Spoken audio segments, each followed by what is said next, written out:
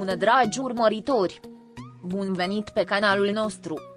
Te afli la adresa potrivită, unde poți accesa instantaneu cele mai recente știri. Încăperea era complet tăcută, în așteptare, ca și cum fiecare colț și-ar fi ținut respirația. Halil Ibrahim, cu seninătatea sa caracteristică, s-a așezat în fața microfonului, privirea lui rostind cât 1000 de cuvinte. Era îmbrăcat simplu, dar ținuta sa reflecta solemnitatea momentului. Era clar că își reținea de ceva vreme ceea ce urma să spună, că această afirmație nu era un răspuns improvizat, ci o nevoie care se maturizase în timp. Când a început să vorbească, vocea nu-i tremura, dar purta povara multor emoții reprimate.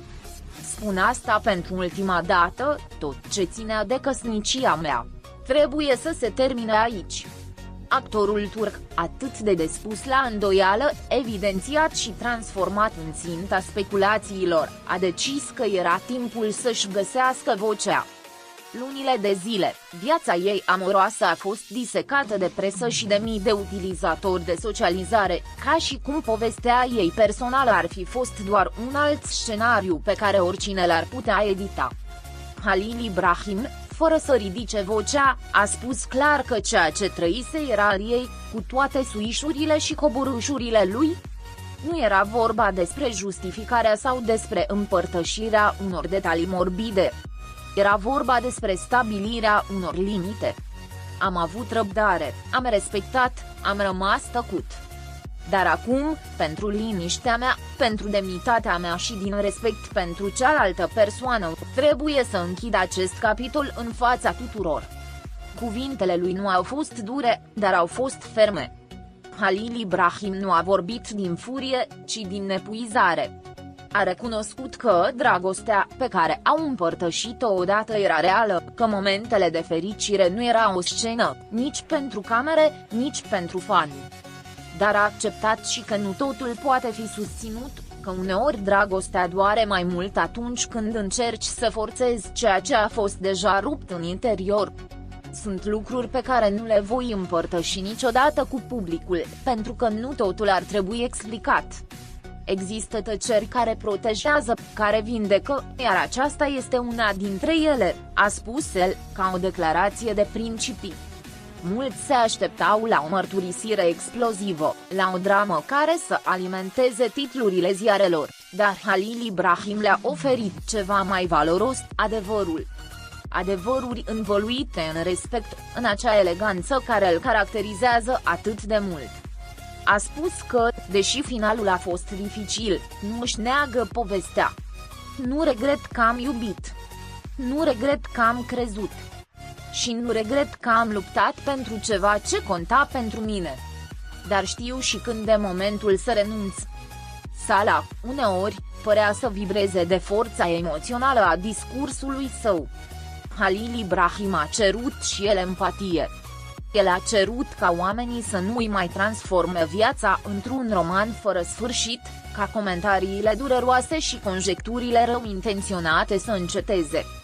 Nu sunt un personaj. Sunt un om, cu răni, cu succese și greșeli. Și, ca orice ființă umană, merit să-mi trăiesc durerea în pace.